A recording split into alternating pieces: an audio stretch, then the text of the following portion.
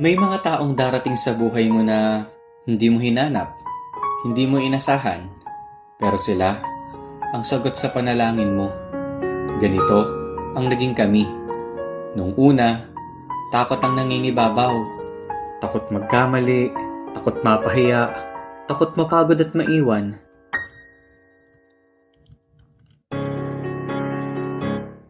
Pero sa bawat araw, natutunan naming tanggalin ang takot at buksan ang puso.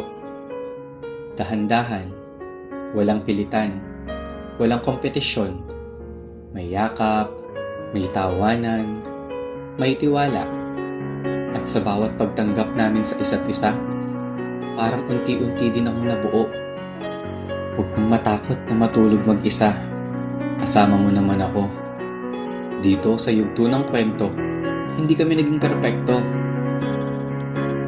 Pero dito namin naranasan ang tinatawag na tahanan. Isang uri ng pamilya na binuo mo. Na binuo ka rin. Huwag kang matakot na umibig at lumuha. Kasama mo naman ako. Madaming sumugal. Madaming tumaya.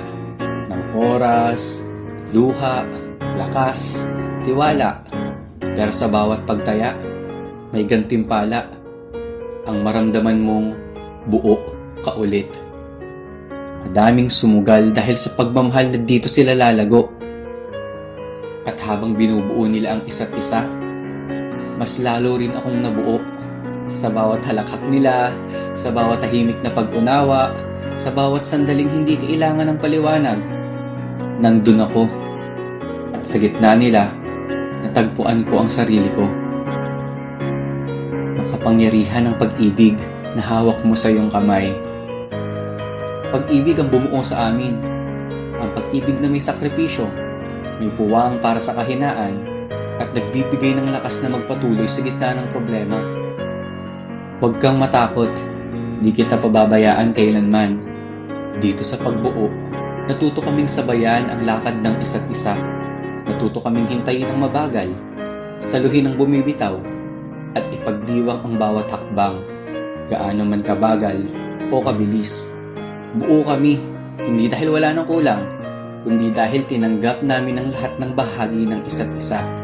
Kahit nangangapa, nanghihina, at nagsusumikap pa din na buuin ang sarili. Ako si Gap, at dito ko unang naramdaman na hindi lang ako taga-alalay. Kasama ako, bahagi ako, mahal ako.